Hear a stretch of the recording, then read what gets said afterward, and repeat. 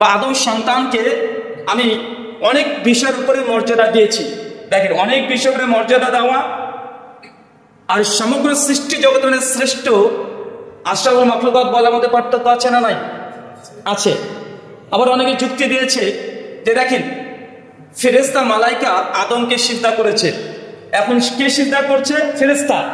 তো ফেরেশতা যদি সম্মানিত হবে তা আদমকে সিজদা কেন করছে? তার মানে যাকে সিজদা করা হচ্ছে সে অনেক বেশি শ্রেষ্ঠত্ব দাবি রাখে। বাহ্যিক দিক থেকে মনে হচ্ছে না? তা সালাফদের এই দলিলকে খণ্ডন করেছে সালাফরাই, বলছে না, একজন আমরা কাবা তথা কিবলার দিকে মুখ করে সবাই সালাত আদায় করি না? এখন বলেন তো, কাবার মর্যাদা বেশি না একজন মুমিনের মর্যাদা বেশি? একজন মুমিনের মর্যাদা বেশি। তো যাকে উদ্দেশ্য করে সিজদা দেওয়া হয়, যার থেকে নির্দিষ্ট করে সিজদা দেওয়া হয়, মানে যে দিচ্ছে, এখানে মানুষের গুরুত্ব বেশি না কাবার গুরুত্ব বেশি? হাদিস থেকে হাদিস স্পষ্ট প্রমাণিত যে মানুষ কাবার চাইতেও মূল্যবান যদি সে মানুষটা মুমিন হয়। আলহামদুলিল্লাহ, শাইখুল ইসলাম ইবনে তাইমিয়া রাহিমাহুল্লাহ আর ইমাম ইবনে কাইয়িম আয-যাওজিয়্যী রাহিমাহুল্লাহ তারা এই আলোচনাকে সমাধান দিয়েছে চমৎকার হবে। আসলে মানুষ তারাই আশরাফুল মাখলুকাত।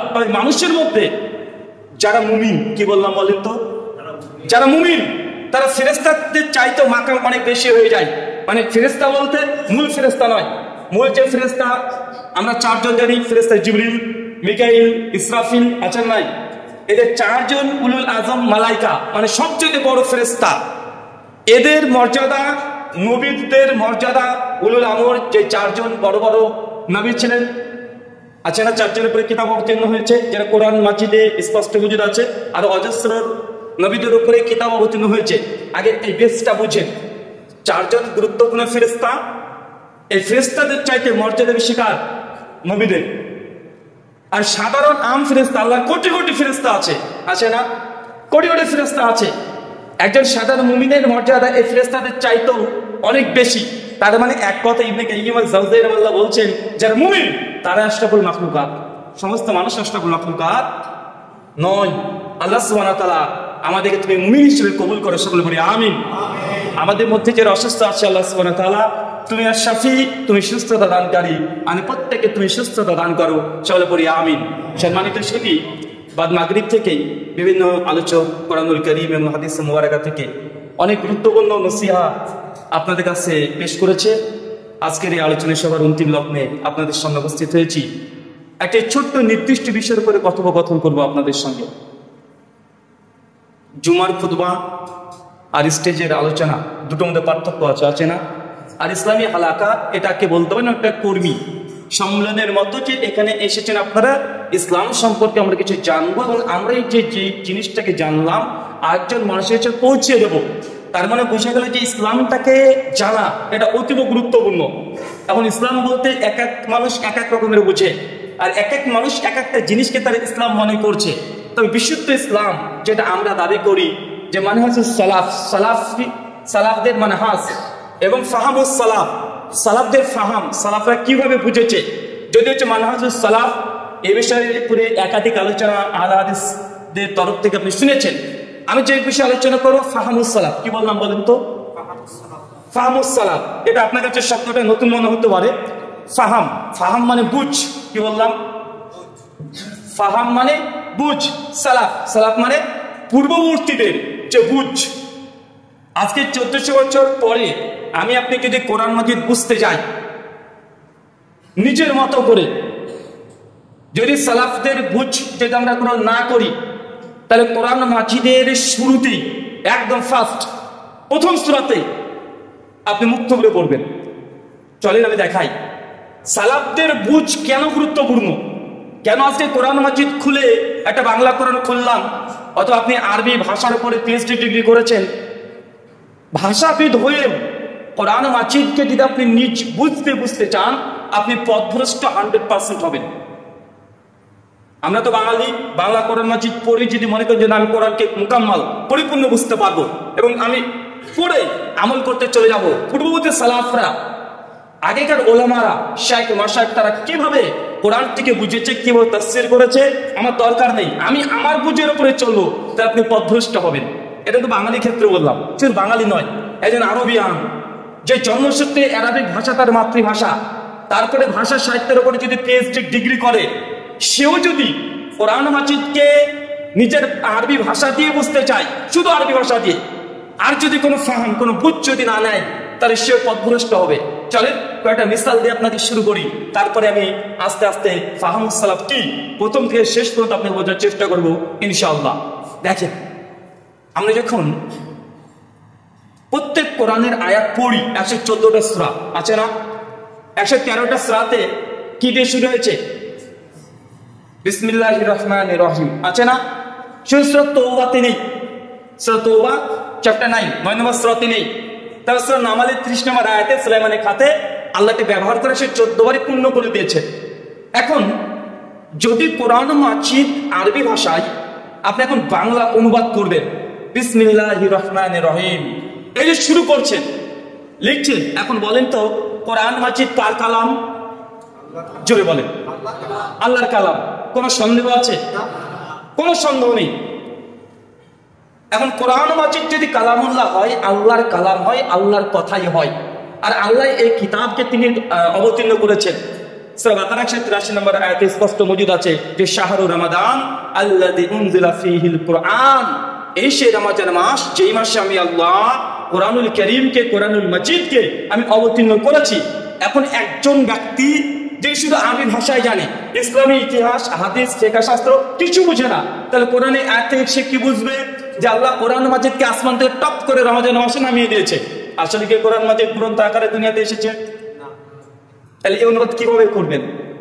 আল্লাহ তো বলছেন আল কিতাব শাহরু রমাদান আল্লাযী উনজিলা ফীহিল কুরআন, এই কোরআন মাজিদকে আমি কি করেছি?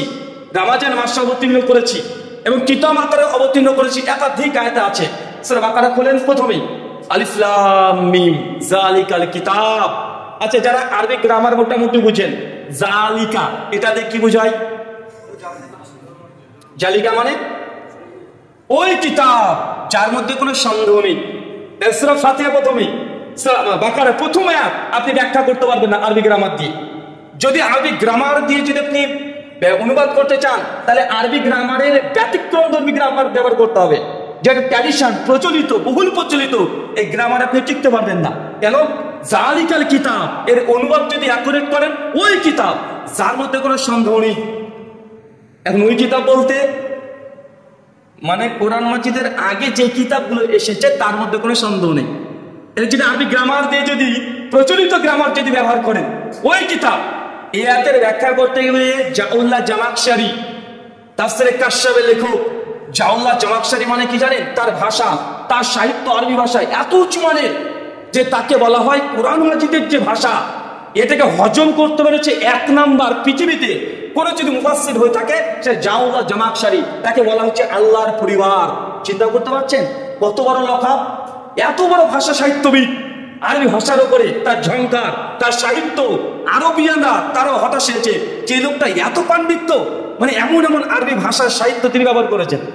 উনি তার তাফসীরে জাউল্লাহ জামাখশারি তিনি ব্যবহার করছেন তাফসীরে কাশফে, সূরা বাকারাতে তাফসীর করে দেখবেন ওই যে জালিকাল কিতাব এর দ্বারা উদ্দেশ্য যে কোরআনের পূর্বে যে তাওরাত, জাবুর, ইনজিল এসেছিল এর মধ্যে কোনো সন্দেহ নেই। চিন্তা করতে পারছেন? এখন তার বুঝ যদি নিয়ে নিই, সালাফদের ফাহাম যদি না নিই, সালাফদের বুঝ যদি না নিই, তাহলে আমাদের কি বলতে হবে? কোরআন মাজিদের জন্য বলা হয়নি, কার জন্য বলা হয়েছে? হ্যাঁ, তাওরাত, জাবুর, ইনজিল। এমনকি তিনি কিছু দলিল পেশ করেছেন এবং অনেক আরবি গ্রামার তিনি এখানে খাটিয়েছেন, খাটিয়ে তিনি প্রমাণ করতে চাচ্ছেন এর দ্বারা তাওরাত, জাবুর, ইনজিল এর মধ্যে কোনো সন্দেহ নেই। অথচ ইবনে কাসির খুলে দেখেন, আপনি তাফসীরে তাবারি খুলে দেখেন, সহিহ সনদে মজুদ আছে আব্দুল্লাহ ইবনে আব্বাস, জাবের বিন আব্দুল্লাহ, আমাদের আয়েশা রাদিয়াল্লাহু আনহা এবং বিখ্যাত সাইদ বিন মুসাইব বিখ্যাত তাবি, তাদের মত নকল করা হয়েছে এই জালিকাল কিতাব দ্বারা উদ্দেশ্য হাযাল কোরআন, এই কোরআনের মধ্যে কোনো সন্দেহ নেই। তার মানে আমরা বুঝলাম, যদি আমি আমার ব্যাকরণের জ্ঞান যদি যদি সালফে সালিহিন তাদের ফাহাম, তাদের বুঝ না নিই, তাহলে কোরআন মাজিদকে আমরা যেই তথাকথিত বা সর্বাধিক দিয়ে আমরা ব্যাখ্যা করি প্রথম আয়াত, আপনি পথভ্রষ্ট হবেন কি হবেন না? হবেন না? হবেন। দেখেন বিসমিল্লাহির রহমানির রহিম, এটা বাংলা মানে কি? বাংলা মানে বলেন? পরম করুণাময় আল্লাহর নামে শুরু করছি, তাই না? আচ্ছা, কোরআন যদি কালামুল্লাহ হয়, কোরআন যদি কালামুল্লাহ হয়, আল্লাহর কালাম হয়, তা আল্লাহ বলছে আমি পরম করুণাময় আল্লাহর নামে শুরু করছি। এখন প্রশ্ন চলে আসবে না যে কোরআন তো আল্লাহরই কালাম, আল্লাহ আবার কোন আল্লাহ নামে শুরু করলো? আসবে কি আসবে না? কথা বলেন, আসবে তো। তার মানে আপনাকে আমি এগুলো দিয়ে বোঝানোর চেষ্টা করছি এতটাই যে এই কোরআন মাজিদ যদি শুধু আরবি ভাষার পাণ্ডিত্য নিয়ে আপনি বুঝতে চান, তবু আপনি কোরআন মাজিদকে প্রপার বুঝতে পারবেন না। তাহলে কিভাবে বুঝতে হবে? আমাদের একটাই রাস্তা, ইন্না নাহানু নাযালনা যিকরা ওয়া ইন্না লাহু লাহাফিজুন। সূরা হিজর আয়াত নম্বর 9। আমি এই কোরআন মাজিদকে অবতীর্ণ করেছি এবং এই কোরআন মাজিদ এই জিকিরকে আমি হেফাজত করব। কে হেফাজত করবে বলেন তো? আল্লাহ। আল্লাহ কিভাবে হেফাজত করবে? আল্লাহ কিভাবে হেফাজত করছে 1400 বছর ধরে? এই দুটো অর্থ যদি বুঝে নেন, ফাহমুস সালাফ বুঝতে আপনার জন্য সুবিধা হয়ে যাবে। যে আল্লাহ বলছে আমি এই কোরআন মাজিদ এই জিকির আমি অবতীর্ণ করেছি। কে অবতীর্ণ করেছে? আল্লাহ। আর হেফাজত করলে কে? তাহলে হেফাজতের পদ্ধতি কি নিয়েছে? আল্লাহ তো দাবি করলেন যে আমি হেফাজত করবো। এখন কোরআন মাজিদ 1400 বছর পর্যন্ত আজকের দিনও হেফাজত হয়েছে কি হয় নাই? তাহলে কিভাবে হেফাজত করেছে? কিভাবে? কোরআন মাজিদ বই আকারে না আল্লাহ অবতীর্ণ করেছেন, আর কোরআন মাজিদ না বই আকারে এটাকে হেফাজত করা হয়েছে। কোরআন মাজিদকে আল্লাহ সুবহানাহু ওয়া তাআলা হেফাজতের দায়িত্ব নিয়েছেন এই উম্মতের আলেম ওলামা শায়েখ মাশায়েখ হাফেজে কলব তথা সালাফদের এই ব্রেনকে আল্লাহ কি করেছে? এই ব্রেনের মাধ্যমে, হিফজের মাধ্যমে আল্লাহ এই কোরআন মাজিদের আক্ষরিক শব্দ, লেটার, জাবার, জের, পেশ সবগুলোকে আল্লাহ হেফাজত করেছে।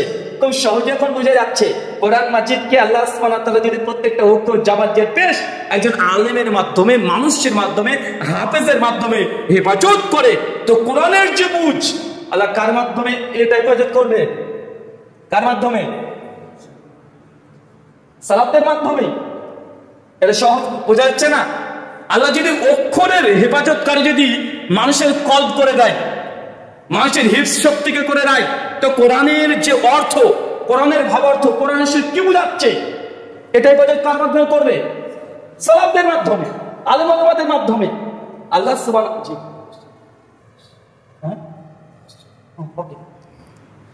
মানে এখান থেকে আপনাকে বুঝতে হবে যে সালাফদের ফাহাম, বুঝ, এই বুঝ যতক্ষণ পর্যন্ত আপনি না নিচ্ছেন ইসলাম থেকে আপনি পথভ্রষ্ট হবেন। চলে এখন আমরা বিস্তীর্ণ আলোচনা করব কয়েকটা মাসালা নিয়ে। আলোচনা একটু কঠিন হবে, কারণ আপনার ফজিলতের অনেক আলোচনা শুনেছেন যে 2 রাকাত নামাজ মসজিদে এসে যদি 2 রাকাত সালাত আদায় করেন, তাহাজ্জুদ মসজিদে সালাত আদায় করেন, বেলালের পায়ে জান্নাতের আওয়াজ শুনতে পেয়েছেন। এই হাদিস অনেকে জানেন, জানেন না?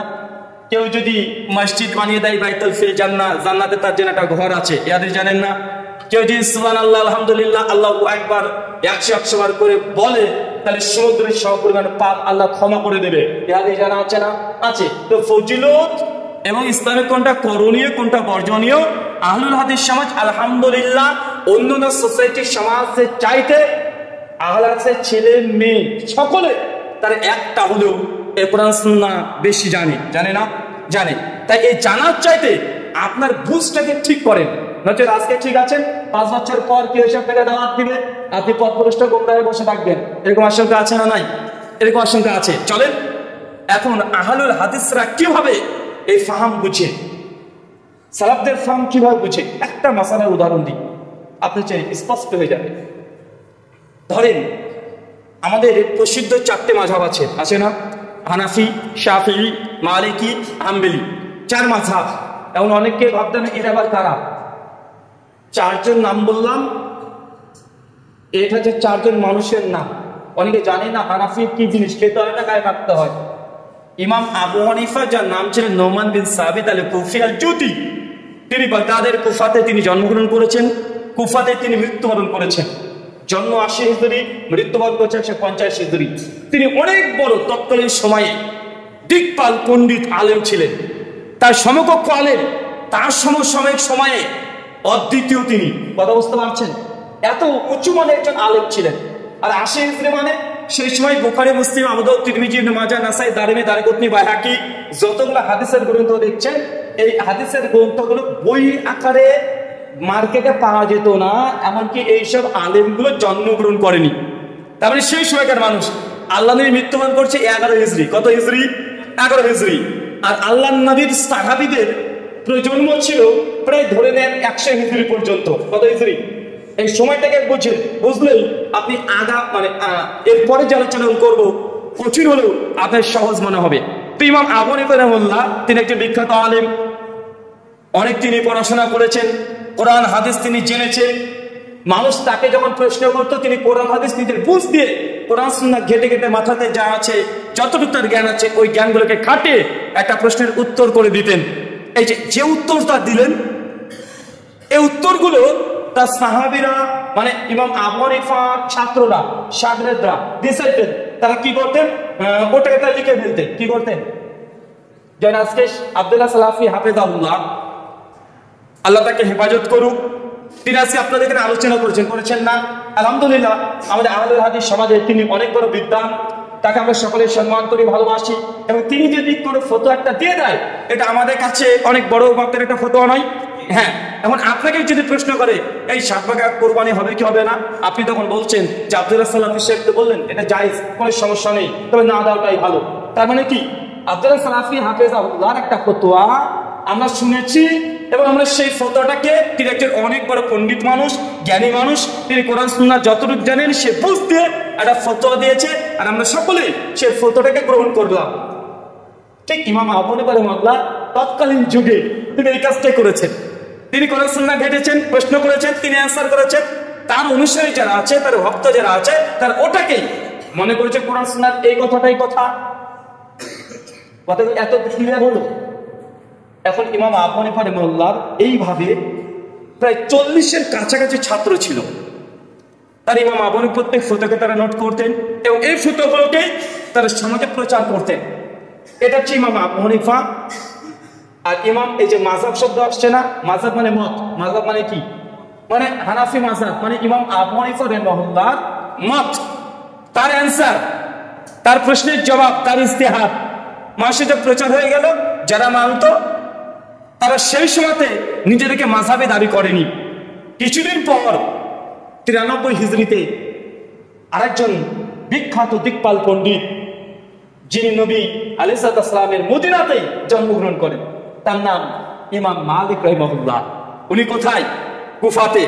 মক্কা মদিনা থেকে প্রায় 1500 কিলোমিটার দূরে ওখানে একজন ইমাম জন্মেছে। তিনি ওখানে দেখভাল করছেন, ওখানে তিনি কোরআন সুন্নাহ ঘেটে ঘেটে মানুষকে সমাধান দেওয়ার চেষ্টা করছেন। আর এইদিকে মদিনাতে আরেকজন ইমাম জন্মগ্রহণ করছেন, তার নাম কি? ইমাম মালিক রাহিমাহুল্লাহ 93 হিজরিতে। অনেকে ভাবতে পারেন যে 4 ইমাম মনে হয় এক টেবিলে বসে তারা যে কোনো মাসালার সমাধান দিয়েছে। জি না, অধিকাংশ ইমামের সঙ্গে ইমামের সাক্ষাতে প্রমাণিত নয়। উনি আছেন কোথায়? কুফাতে। আর তিনি জন্মগ্রহণ করেছেন মদিনাতে। তিনি মদিনাতে জন্মগ্রহণ করেছেন, মদিনাতে পড়াশোনা করেছেন।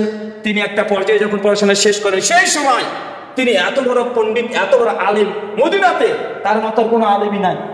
মানুষ তার কাছে এসে প্রশ্ন করতো যে এই প্রশ্নের উত্তর কি হবে, এটার উত্তর কি হবে।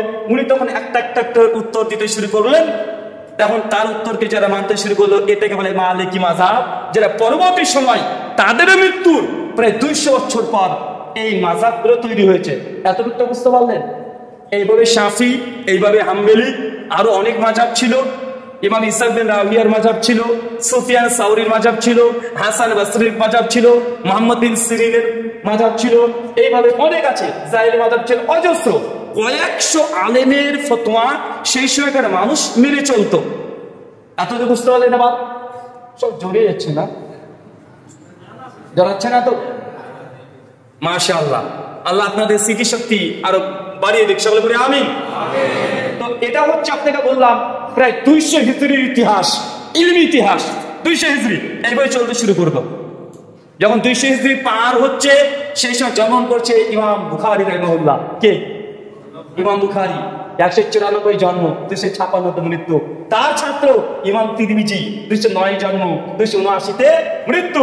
ইমাম বুখারী আরেক ছাত্র ইমাম আবু দাউদ। এইভাবে তখন ছিল শুধু মুখস্থ শক্তির মাধ্যমে কোরআন হাদিস যতটুকু জানে ইমামরা ফতোয়া দিয়েছে। আর এই সময় ইমাম বুখারী, ইমাম মুসলিম, ইমাম আবু দাউদ, ইমাম তিরমিজি, ইমাম নাসাই, ইমাম দারিমি, ইমাম দারিকুতনি, ইমাম বাইহাকি, এরকম অজস্র তার মুহাদ্দিস তারা করলো কি যে না, এইভাবে শুধুমাত্র আমরা যতটুকু জ্ঞান জানি এটাকে ভিত্তিতেই আমরা ফতোয়া দেবো, এমনটা করা উচিত নয়। আল্লাহর নবীর হাদিসগুলোকে সংরক্ষণ করা জরুরি হয়ে গেছে। কেন? নবীর হাদিসের নামে অনেকে ভুল ভাল কথা প্রচার করছে। অনেকে নবীর এত বড় হাদিস তারা কেটে ছেটে ছোট্ট একটা টুকরা একটা তুরুক তারা বলে দিচ্ছে, হাদিসের মধ্যে শব্দ ঢুকিয়ে দিচ্ছে।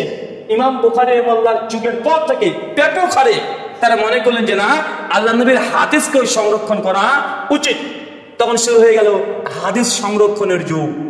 তখন দেখেন এই সমস্ত মুহাদ্দিসগুলো এই 200 হিজরির পরে যেমন করছে, তার আগে ছিল আলহামদুলিল্লাহ ইমাম বুখারী উস্তাদ ছিলেন ইমাম আব্দুর রাজ্জাক আস-সানাআনী, 211 হিজরিতে মৃত্যুবরণ করেছেন।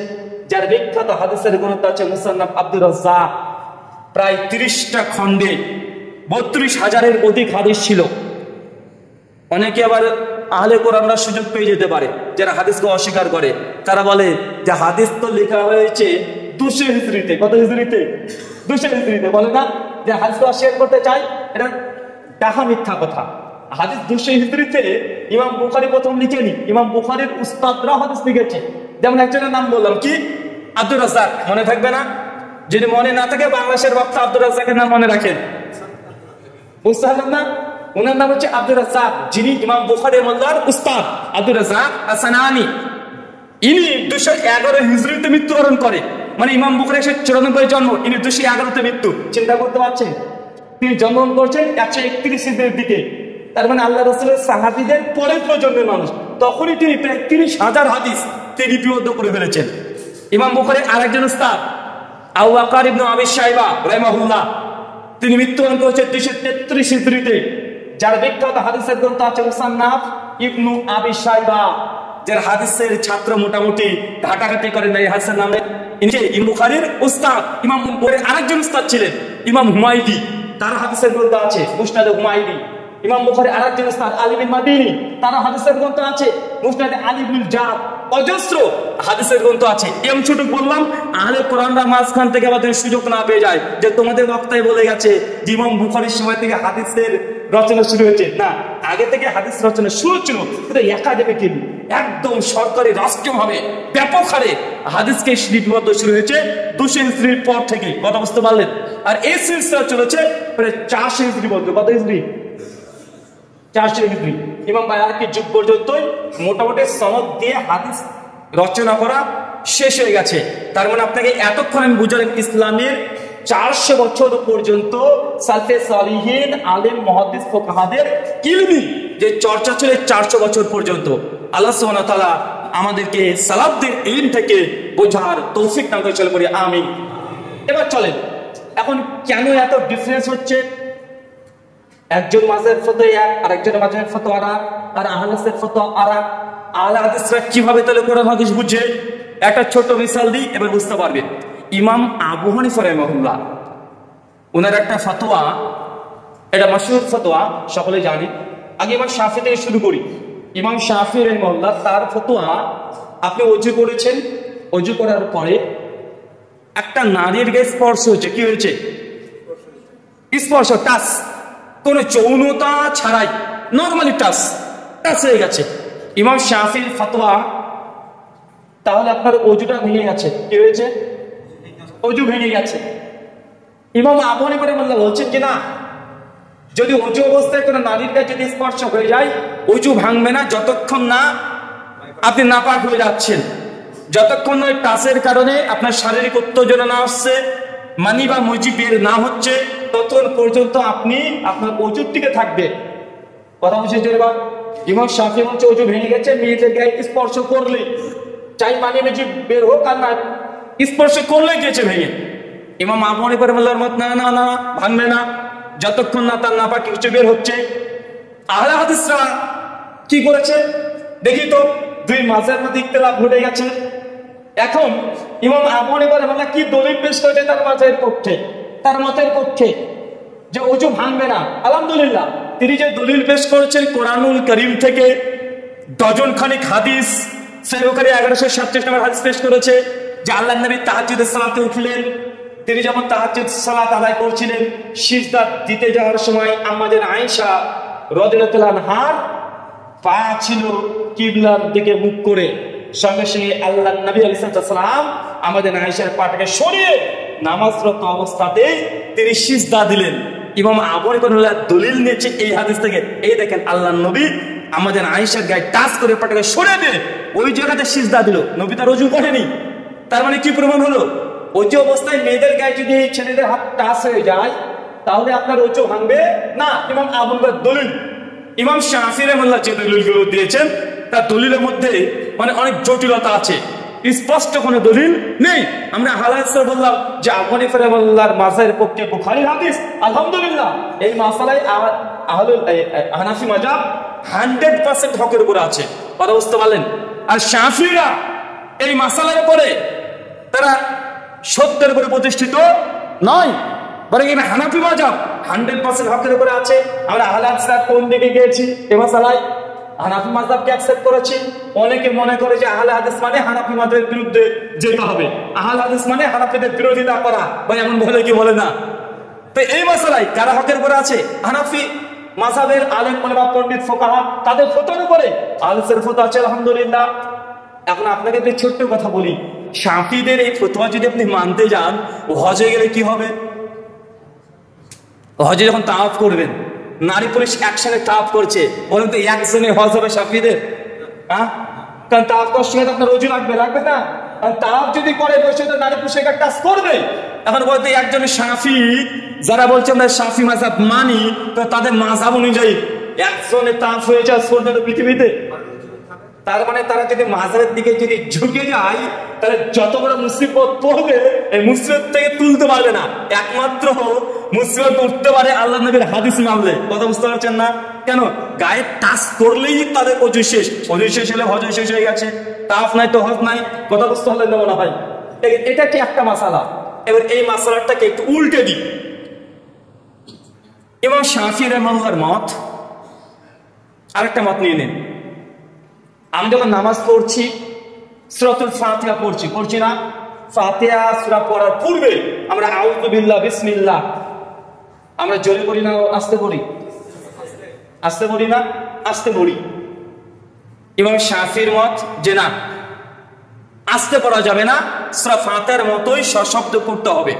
যারা কেরালাতে গিয়েছেন, কেরালাতে আপনারা যে গিয়েছেন না অনেকে, কেরালাতে দেখবেন ইমাম সাহেব যখন নামাজ পড়াচ্ছে আউযু বিল্লাহ বিসমিল্লাহ জোরে পড়ে না আস্তে পড়ে? জোরে পড়ে। কেন? ওরা শাফিঈ মাযহাবকে ফলো করে। কোন মাযহাবকে ফলো করে? শাফিঈ মাযহাব। এবং শাফিঈ মাযহাবে সূরা ফাতিহার মতো সশব্দে আউযু বিল্লাহ বিসমিল্লাহ পড়তে হবে। ইমাম আহমদের মত যে না, আউযু বিল্লাহ বিসমিল্লাহ জোরে পড়ার প্রয়োজন নেই, আস্তে পড়তে হবে। সহিহ মুসলিমের হাদিস আছে, একাধিক হাদিস, আবু হুরায়রা, আমাদের আয়েশা, জাবের বিন আব্দুল্লাহ, যায়েদ বিন সাবিত, একাধিক। সহিহ বুখারীর মধ্যে আছে, ইমাম বুখারীর জুজুল কিরাতেও 1 ডজন খানিক হাদিস আছে। সাহাবীরা বলছেন আল্লাহ নবী যখন নামাজ শুরু করতেন তখন আলহামদুলিল্লাহ দিয়ে সালাত শুরু করতেন। যদি আউযু বিল্লাহ হতো সশব্দে, সাহাবীরা কি বলতেন? আউযু বিল্লাহ দিয়ে বলতেন কি বলতেন না? তার মানে এই হাদিস প্রমাণ করছে নবী আলহামদুলিল্লাহ দিয়ে শুরু করতেন, আর আউযু বিল্লাহ বিসমিল্লাহ এটা অনুচ্চ স্বরে মনে মনে পড়তেন। কথা তো বুঝতে পারলেন? এখন আমরা কিভাবে পড়ি? আল্লাহ আউযু বিল্লাহ বিসমিল্লাহ আস্তে পড়ি না জোরে পড়ি? আস্তে পড়ি। হানাফিরা আস্তে পড়ে না জোরে পড়ে? আস্তে পড়ে। শাফিঈরা আস্তে পড়ে না জোরে পড়ে? শাফিঈরা পড়ছে কি? জোরে। তার মানে এই মাসলাকে আমরা হানাফিদের সঙ্গে আছি না নাই? মূলত হানাফিদের সঙ্গে নয়, নবীর হাদিসের সঙ্গে আছি। কিন্তু শাফিঈ মাযহাবের এই আমল এটা দুর্বল হাদিস দ্বারা প্রমাণিত। কি হাদিস দ্বারা প্রমাণিত?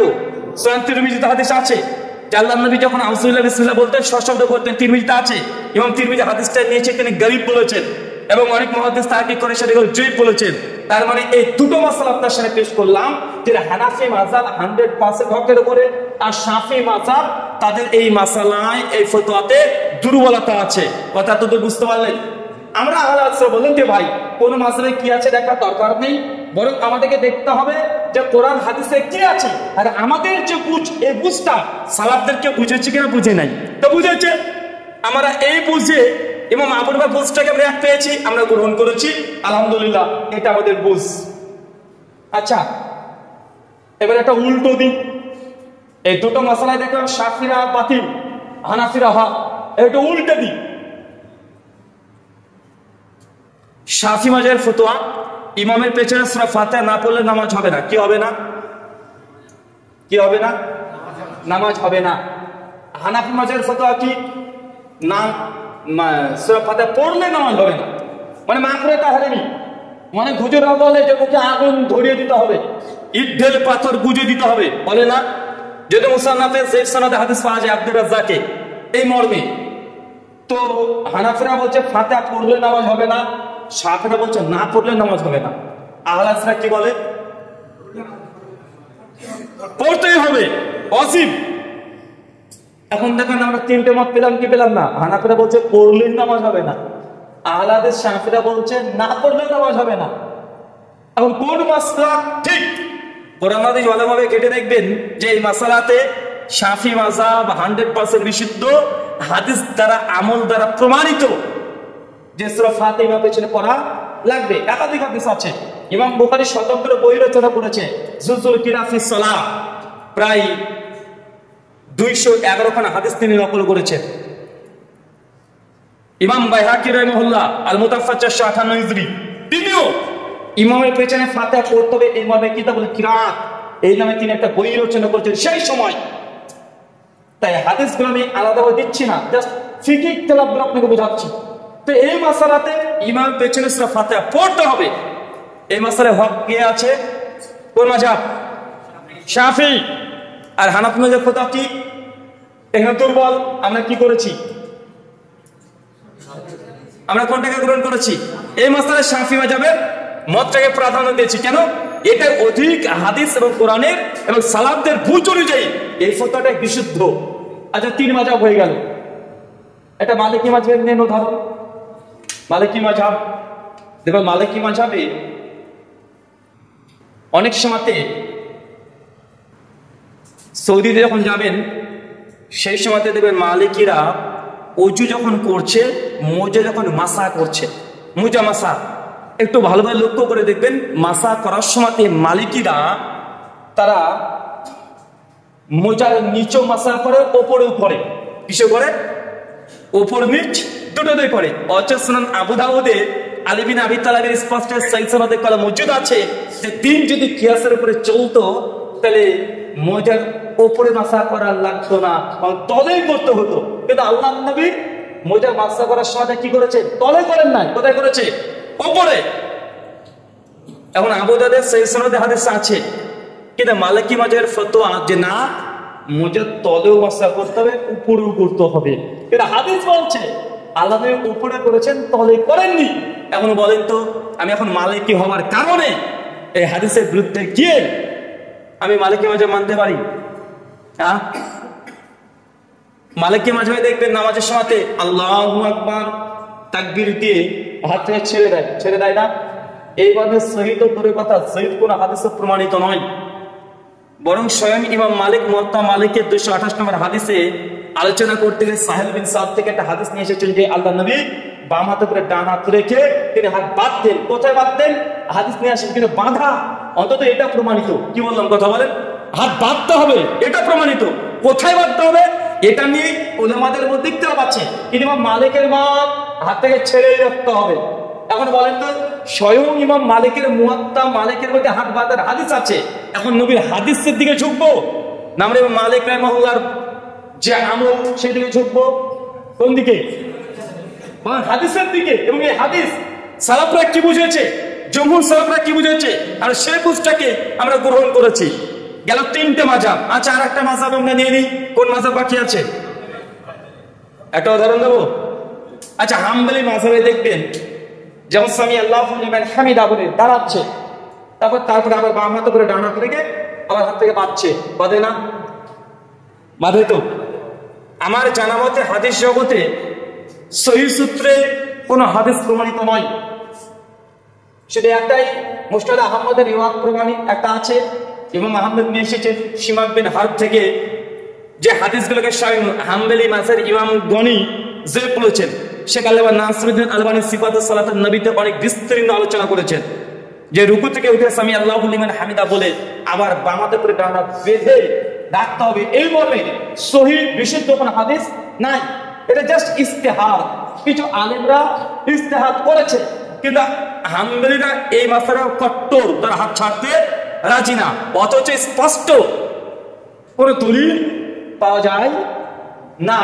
তবে চার মাযহাবের মধ্যে মোটামুটি আমি একটা করে উদাহরণ দিলাম, এরকম ডজন ডজন আপনাকে উদাহরণ দেওয়া যাবে, শয়ে শয়ে উদাহরণ দেওয়া যাবে যে এক একটা মাযহাব এক একজন এক এক দিকে হকের উপরে প্রতিষ্ঠিত আছে। কথা বুঝতে পারলে? আচ্ছা, আহলে হাদিসের একটা বুঝে নিন। অনেকে বলে যে তোমরা শুধু মাযহাবের বিরুদ্ধে বলো, নিজেদের ভুলগুলো তো প্রকাশ করো না, তোমাদের নিজেদের কি ভুল নাই? তোমাদের কি ভুল হতে পারে না? তোমরা কি একদম হকের ডিলার নিয়ে বসে আছো? এই কথাগুলো বলেন আমাদেরকে। ভাই, আহলে হাদিসরা গোটা দুনিয়াতে সবচাইতে বেশি হক পেলে সেকেন্ডের মধ্যে তার নিজের মতকে একদম নিক্ষেপ করে দেয়, আছে না? কত মিলাদ কিয়াম সওরাত কত কি বাদ দিয়ে দিয়েছে, যত বাদ দিয়েছে, বাদ দেওয়ার কারণে আমাদেরকে নাপিত বলে, অনেকে বলে না যে আলাদা সব কমাতে আছে। তো ভাই কমিয়েছি কেন? তোমরা আগে করতাম ঠিক, এখন কমাচ্ছি মানে তোমাদের ওই মতটাকে আগে হক মনে করতাম বলেই আমরা করেছি, এখন বাদ দিচ্ছি মানে বাদ দেওয়ার প্রবণতা আমাদের আছে। তোমরা বলছো বাদ দেয়া, আসলে বাদ নয়, যখন দলিল দ্বারা সাবিত হয় না তখন আমরা বাদ দিই। তুমি দলিল দিয়ে দাও, আমরা সঙ্গে সঙ্গে অ্যাকসেপ্ট করবো, করি কি করি না? একটা সময় দেখবেন আহলে সমাজে এই কথা প্রচলিত ছিল মোটামুটি, যে কালেমা লা ইলাহা ইল্লাল্লাহ মুহাম্মাদুর রাসূলুল্লাহ একসঙ্গে বলা যাবে না। অনেক মসজিদ থেকে কালেমা যারা লেখা ছিল ভেঙে তুলেও দিয়েছিল না? আচ্ছা, লা ইলাহা ইল্লাল্লাহ মুহাম্মাদুর রাসূলুল্লাহ বলা যাবে না, মাঝখানে ওয়ান না লাগাতে হবে বা এটা লাগাতে হবে, এটা প্রচার ছিল কি ছিল না? ছিল। কেন? আলসরা দলিল চেয়েছে, দলিল পায় নাই, আলহামদুলিল্লাহ পরবর্তী সময়ে সহিহ সনদ পাওয়া গেছে যে লা ইলাহা ইল্লাল্লাহ মুহাম্মাদুর রাসূলুল্লাহ এটা সহিহ হাদিস প্রমাণিত। আর এটা খুব প্রাচীন গ্রন্থ, যে গ্রন্থটা সেই সময়তে বুক আকারে অ্যাভেলেবেল ছিল না আমার জানা মতে, মানে আজ থেকে 50 বছর আগে ছিল না। এবং বাইহাকির একটা কিতাব আসমা ও সিফাত, যেটা পাণ্ডুলিপি আকারে মিশরের এক লাইব্রেরি ছিল, মিশরের এক লাইব্রেরিতে। পরবর্তী সময়তে শেখ আলবানী রাহিমাহুল্লাহ তার তদারকিতেই তিনি ওটাকে প্রথম তিনি তাহকিক করেন, তারপরে এখন মাকতাবায়ে শামলাতে অ্যাভেলেবেল হয়ে গেছে। ওই ইমাম বাইহাকির কিতাব আসমা ও সিফাত হাদিস নাম্বার 197 তাহকিক হাদিস সনদ সহিহ, ওখানে আব্দুল্লাহ ইবনে আব্বাস থেকে সহিহ সনদে রিওয়ায়াত প্রমাণিত আছে কালেমায়ে তাকওয়া লা ইলাহা ইল্লাল্লাহ মুহাম্মাদুর রাসূলুল্লাহ। যখন এই হাদিস পেয়ে গেছে আলহামদুলিল্লাহ, আহলে হাদিস উলামারা সঙ্গে সঙ্গে মত পরিবর্তন করে নিয়েছে এবং তারা ঘোষণা করে দিয়েছে কালেমা লা ইলাহা ইল্লাল্লাহ মুহাম্মাদুর রাসূলুল্লাহ এটা বলা যাবে, বলে শিরক হবে না।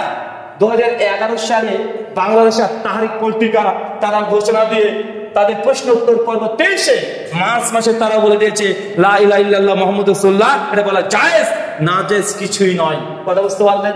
তার মানে আহলে হাদিসদের কোন ভুলের উপরে তারা প্রতিষ্ঠিত থাকে না। দীর্ঘ হাজার হাজার বছর ধরে আহলে হাদিসের মসজিদে সম্মিলিত মুনাজাত ছিল, এখনো আছে অনেক মসজিদে, আছে না নাই?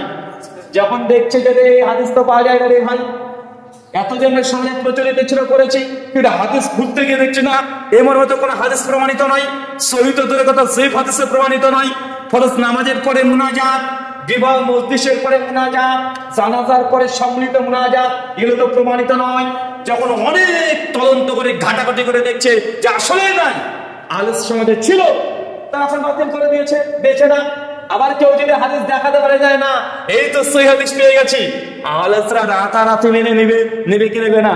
তাহলে আহলে হাদিসদের ফাহাম সালাফ থেকে যদি কোনো হাদিস বা কোরআনের আয়াত পেশ করতে পারেন এবং সালাফরা এটার প্রতি আমলও করেছে, সালাফ বলতে আমরা ভাবেন না যেন ভারতের কিছু পীর সাহেব বুজুর্গ এরা, সালাফ বলতে আমরা বুঝাচ্ছি খায়রুন নাসি করনি। আল্লাহ নবী বলছেন সর্বশ্রেষ্ঠ যুগ হচ্ছে 3টি যুগ, একটা আমার যুগ, আমার সাহাবীদের যুগ, তাবেঈদের যুগ। এই 3 যুগে এমন কোন যদি আমল যদি প্রমাণিত হয় যে আমল জমহুর অধিকাংশদের মধ্যেই ছিল সেটা ইসলাম, এর পরে যেগুলো এসেছে এটা আমার আপনার বুঝ, এই বুঝের 5 পয়সা মূল্য নেই, মূল্য আছে। দেখেন আপনাদের 2টো উদাহরণ দিব, এটাতে ইখতিলাফি বিষয় বললাম। এখন দেখেন আমি যদি বুঝি আমার মতো, ধরেন একটা উদাহরণ দিই বুঝতে পারেন, আমি যদি আমার মতো বুঝিনি তাহলে যে কোনো জিনিসকে জায়েজ প্রমাণ করা যায়, আবার যে কোনো হালাল জিনিসকে হারাম করে দেওয়া যায়। কোরআন হাদিস ঘেটে যেটা আমি আমার ব্রেনকে কাজে লাগাই সালাফদের বুঝকে কাজে না লাগায়। দুটো উদাহরণ দিই যেন আপনাদের সহজ হয়। আচ্ছা বলেন তো, কোরআন মাজিদ দাঁড়িয়ে পড়া আদব না বসে পড়া আদব? সবাই একমত? হ্যাঁ,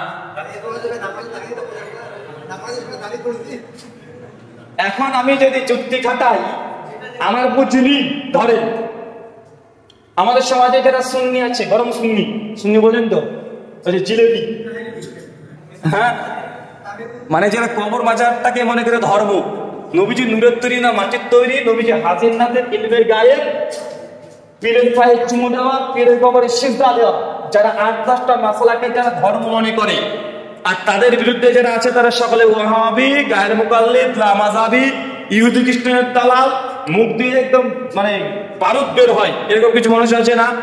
এখন ওরা বলে যে ইয়া নবী সালাম আলাইকা, এই কথা বলতে বলতে দাঁড়িয়ে যায়। কেন?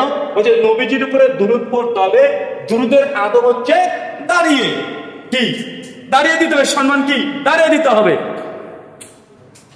এখন আমি এখন যুক্তি দিই, ভাইজান যখন কোরআন মাজিদ পড়ে নামাজে তখন দাঁড়িয়ে না বসে?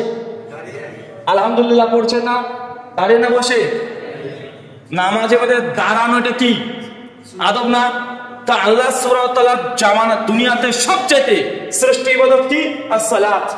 আর সালাতের মধ্যে কিয়াম করা একটা ফরজ বিধান, কি বিধান নয়? ফরজ বিধান। আর আল্লাহ নিজে শিখিয়ে দিচ্ছে যে কোরআন মাজিদ তুমি শ্রেষ্ঠ ইবাদতে পড়বে কিভাবে? দাঁড়িয়ে না বসে? দাঁড়িয়ে। তার মানে ইহা থেকে প্রমাণিত হইল ইহা যে কোরআন মাজিদ পড়া দাঁড়িয়েই ইবাদত, দাঁড়িয়ে উত্তম। যদি এই কথা দিয়ে দিই, কেন নামাজের মধ্যে কোরআন তো দাঁড়িয়ে পড়ছি, আর নামাজের যে শ্রেষ্ঠ ইবাদত, আর আল্লাহ শিখে দিচ্ছে নামাজের মধ্যে কোরআন পড়ো, এখন দাঁড়িয়ে পড়তে হচ্ছে, তো কোনটা উত্তম হলো? কোরআন মাজিদ পড়ে দাঁড়িয়ে না বসে।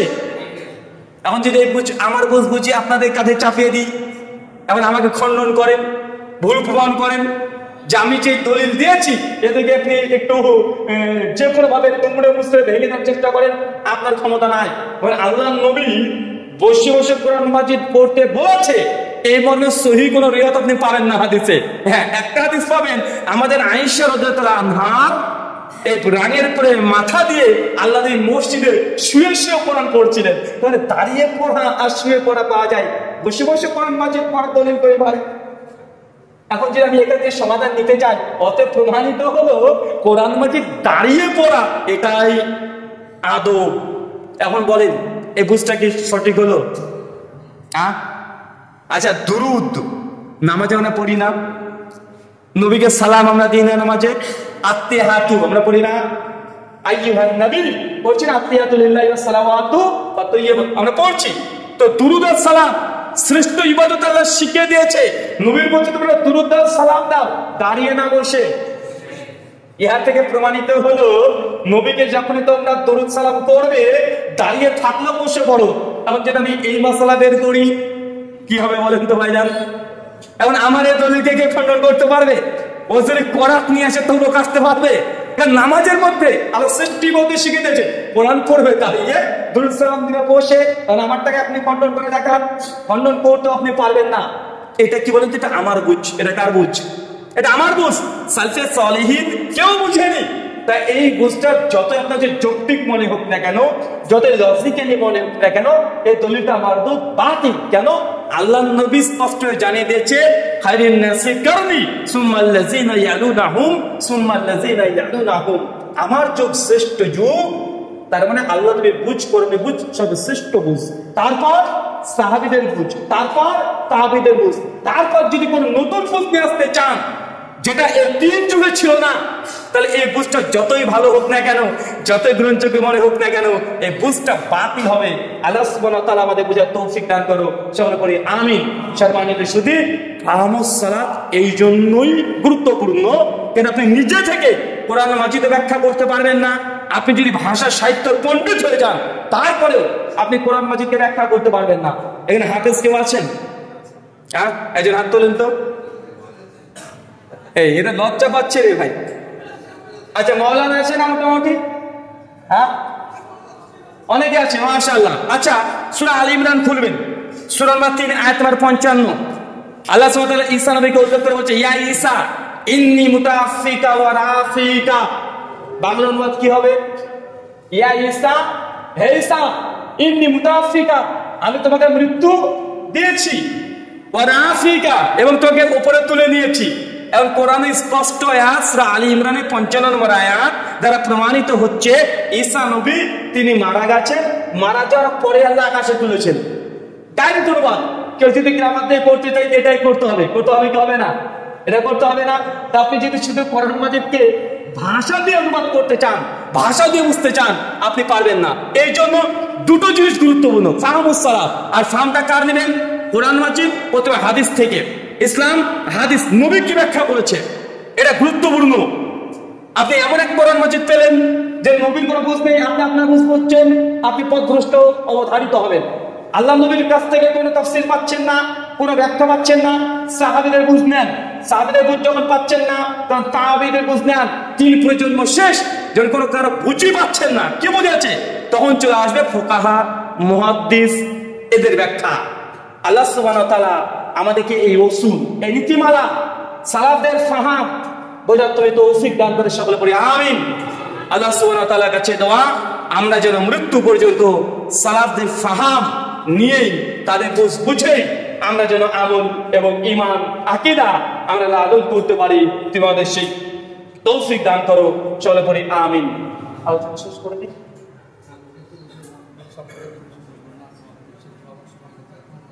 আমাদের শেখ আব্দুল্লাহ সালাফি হাফেজাল্লাহ এই বিষয়ের উপরে এই ছিল না, আলোচ্য বিষয় ছিল না। বর্তমান পরিস্থিতি আমাকে তো তাই বললো। হ্যাঁ, বর্তমান পরিস্থিতি এই ওয়াকফ বিল আসেনি। এখন শুনেন, যুগ যত যাবে আল্লাহ নবীর হাদিস অনুযায়ী, আল্লাহ নবী বলছেন সহিহ মুসলিমের কিতাব ফিতানে আসছে 824 নম্বর হাদিস, যে অচিরে তোমাদের উপরে এমন এক যুগ আসছে, এমন একটা সময় আসছে, যে ব্যক্তিটা বসে আছে তার চাইতে ক্ষতিগ্রস্ত ওই ব্যক্তিতে দাঁড়িয়ে আছে, আর যে ব্যক্তি দাঁড়িয়ে আছে তার চাইতে ক্ষতিগ্রস্ত বেশি যে দাঁড়ানো অবস্থায় চলাচল করছে। তার মানে যুগ যত যাবে তত মুসলিমদের উপরে ফিতনা, ফাসাদ এরা বাড়তে থাকবে। আল্লাহ বলছে অচিরে তোমাদের উপরে এমন একটা যুগ আসবে যে সময়তে মানুষ তাদের মূল সম্পত্তি হবে বকরি, ছাগল আর ভেড়া। মানে টিকে করে টিকে থেকে এতটা মজবুত হবে, এত কঠিন কষ্টদায়ক হবে। আল্লাহ যখন বলছে যখন তোমাদের উপরে তরবারিতে আঘাত করতে আসবে, তখন তোমরা আদমের 2 সন্তান হাবিল আর কাবিল, তাদের মধ্যে দ্বিতীয় সন্তানের মতো হবে। মানে তুমি হত্যা করো না, তুমি হত্যা হয়ে যাও। মানে ফিতনা এত দিক থেকে ঘিরে চলে আসবে। সুনান আবু দাউদ কিতাব ফিতান হাদিস 4299।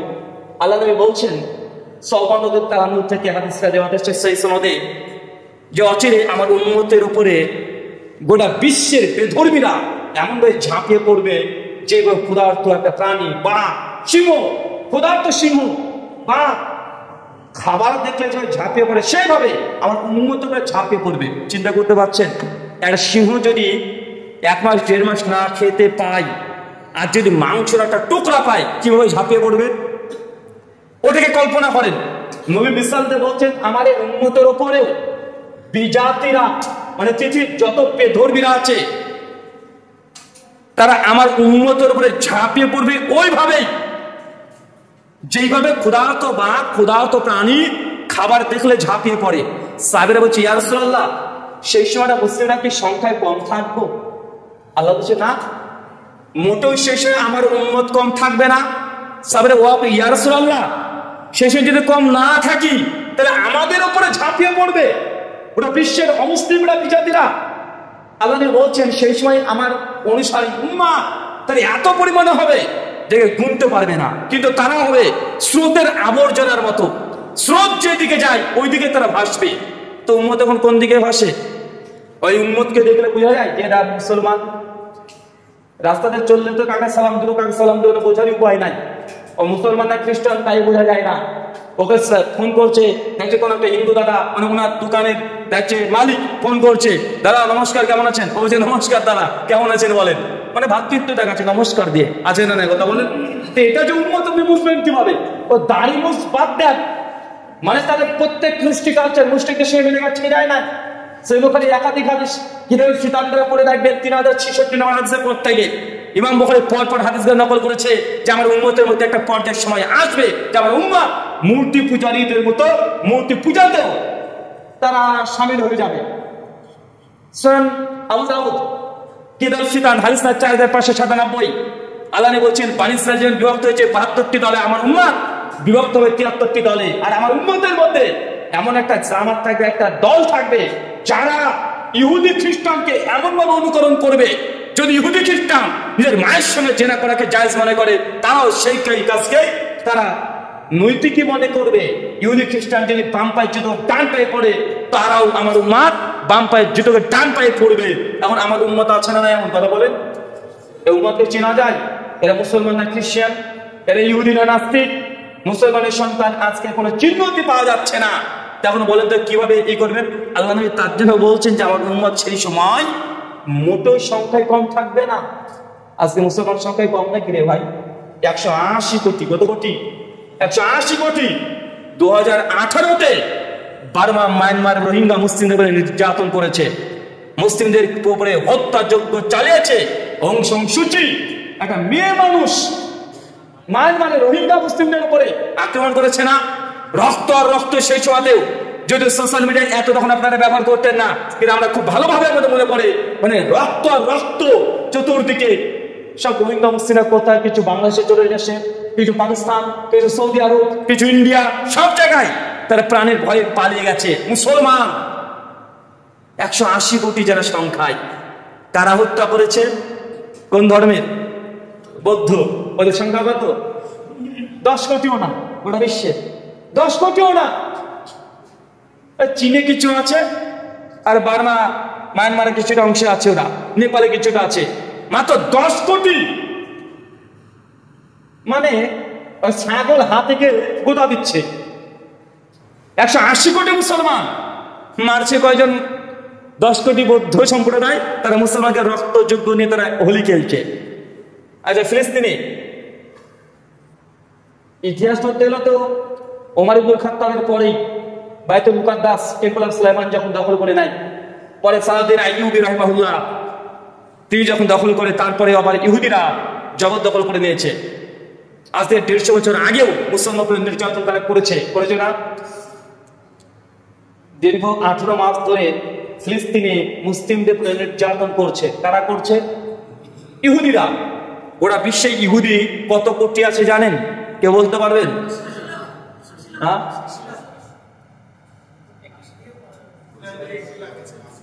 ইসরায়েলে আছে 80 লাখ।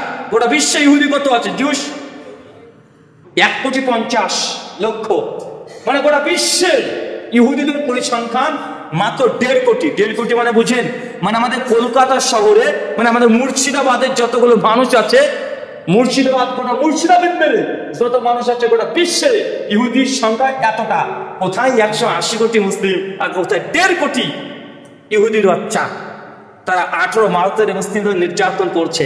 আল্লাহ নবী বলছেন উম্মত তবে সংখ্যায় অনেক, গণনা করা যাবে না, তবে তারা হবে ওই যে স্রোতের আবর্জনার মতো। মানে আমরা হচ্ছে আবর্জনা।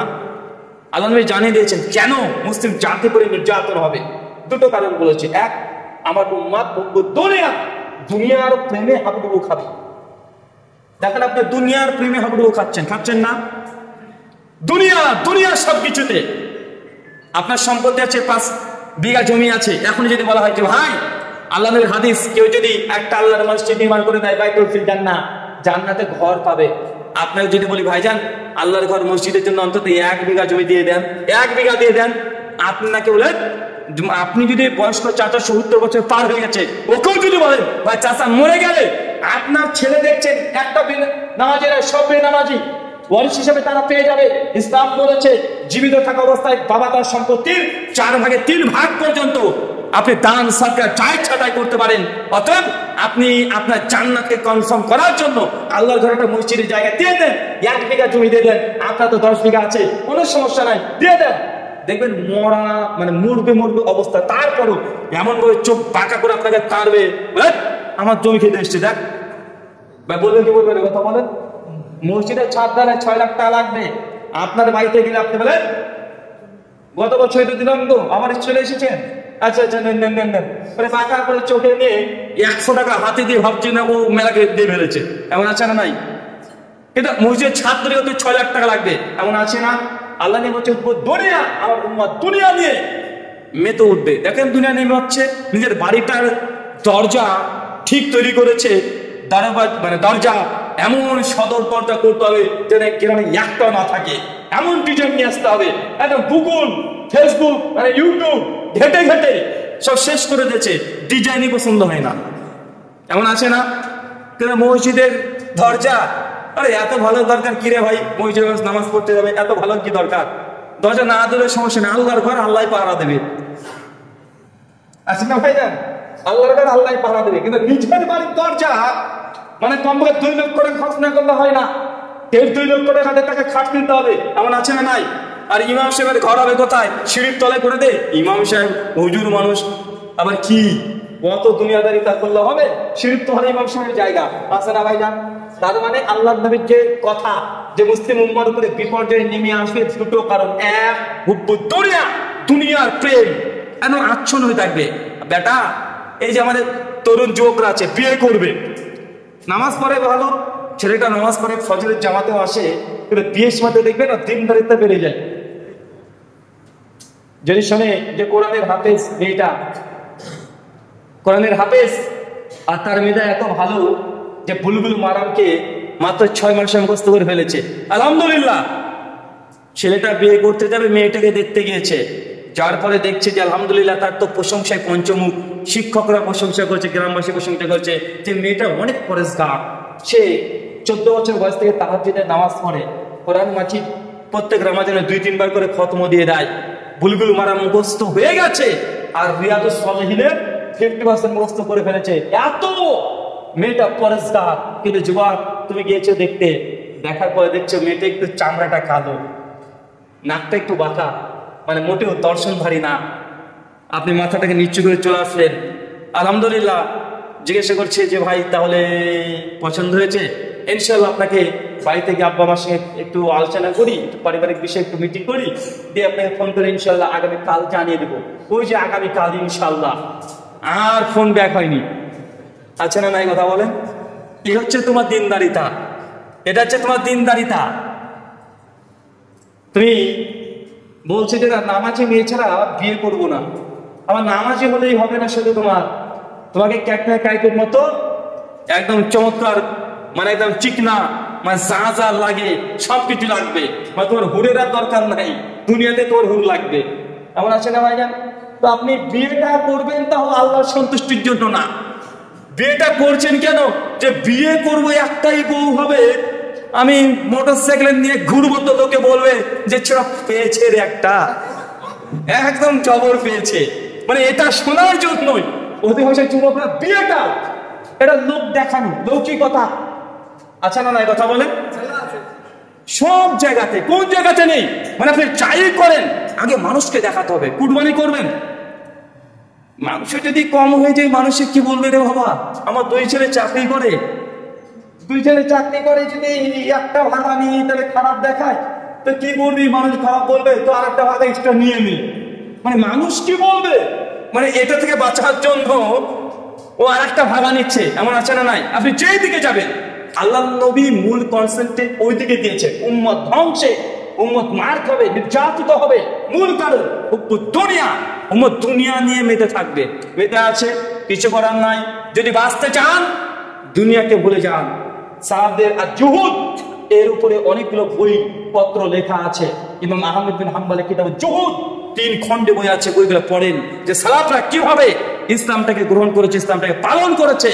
ওইভাবে ইসলামের উপরে যে দাঁড়িয়ে থাকতে পারেন, ইনশাআল্লাহ বাতিল যত বড় হোক না কেন, মুসলমান যদি সঙ্গে কম থাকে, তারপরে বিজয় সুনিশ্চিত। বদরের 1000 কাফের আর 313 জন সাহাবী বিজয় লাভ করেছে, কি করে নাই? করেছে না? উহুদের যুদ্ধে মুসলমান সৈনিক ছিল বেশি, তারা একটু অহংকার বোধ করেছে, আরে বদরের তো 313 জন আর কাফের ছিল 1000, তাই আমাদের সঙ্গে পারেনি। আর উহুদে আমরা তো কাফেরদের চাইতে সৈন্য বেশি, এবার কাফেররা আসুক, একদম সাইজ করে ছেড়ে দেবো। সাহাবদের জফ এমন ছিল, উহুদের যুদ্ধে ৭০ জন সাহাবী শহীদ। মুসলমানরা ওই যুদ্ধে পরাজিত হয়েছে। আল্লাহর দাঁত মোবারক ওই যুদ্ধে শহীদ হয়েছে। আমির হামজা ওই যুদ্ধে শহীদ হয়েছে। মানে বিখ্যাত বিখ্যাত সাহাবী হানজালা রাদিয়াল্লাহু আনহু এই যুদ্ধে শহীদ হয়েছে। আপনাকে এত কথা বলার মূল উদ্দেশ্য এইটা, নবীর দুটো কথা আপনি মেনে নেন। যদি বাঁচতে চান তাহলে আল্লাহ নবীর দুটো মেডিসিন ঔষধ আপনাকে গ্রহণ করতে হবে। একটা হুব্বুদ দুনিয়া, দুনিয়ার প্রতি মোহকে পরিত্যাগ করবে, আর কারিহাতুল মাউত, আর মৃত্যু, এই জিনিসটাকে ভয় করা যাবে না। মুমিন মৃত্যুকে ভয় করবে না। আল্লাহ বলছেন আমার উম্মত মৃত্যুকে ভয় করবে, ভয় করবে। এই ভয় জিনিসটা ভেতর থেকে তুলে দিতে হবে। মরতে সবাইকে হবে, কিন্তু আল্লাহ রাস্তায় যেতে হয় আলহামদুলিল্লাহ। এই দুটো মেডিসিন আল্লাহ নবী দিয়ে গেছেন। সূরা 13 আয়াত নম্বর 11 মিডল অংশ আল্লাহ বলছেন ইন্নাল্লাহা লা ইউগাইয়িরু মা বিকওমিন হাত্তা ইউগাইয়িরু মা বিআনফুসিহিম। আল্লাহ সে জাতির ততক্ষণ পরিবর্তন করবে না, সে কওমের ততক্ষণ পরিবর্তন করবে না যতক্ষণ সে জাতি, সে ব্যক্তি পরিবর্তন না হয়। বাঁচতে চান নিজে পরিবর্তন হন। আল্লাহ জানিয়ে দিয়েছে। এই তিনটে প্রেসক্রিপশন দিয়ে গেলাম, তিনটে আল্লাহ এবং আল্লাহ নবীর পক্ষ থেকে বাঁচার জন্য ঔষধ, ইনজেকশন, যাই বলেন না কেন মেডিসিন আল্লাহ দিয়ে দিয়েছেন। বাঁচতে চান আর নিজে পরিবর্তন হন। নিজে পরিবর্তন না হলে আল্লাহ আপনাকে পরিবর্তন করবে না। হাদিসে মুবারাকাতে অনেক ঘটনা আছে, আর সেদিকে গেলাম না। উদ্দেশ্য একটাই, পরিবর্তন হন, আল্লাহর দিকে ফিরে আসেন, তওবা করেন, ইস্তেগফার করেন, সালাতে দাঁড়ান। ইনশাআল্লাহ গায়বী মদদ, সাহায্য আল্লাহ আপনাকে করবে। আল্লাহ সুবহানাহু ওয়া তাআলা আমাদের তুমি কবুল করে চলে পড়ি আমিন। আমাদের মধ্যে যারা অসুস্থ আছে আল্লাহ সুবহানাহু ওয়া তাআলা তুমি আশ-শাফি, তুমি সুস্থতা দানকারী, আমাদের প্রত্যেককে তুমি সুস্থতা দান।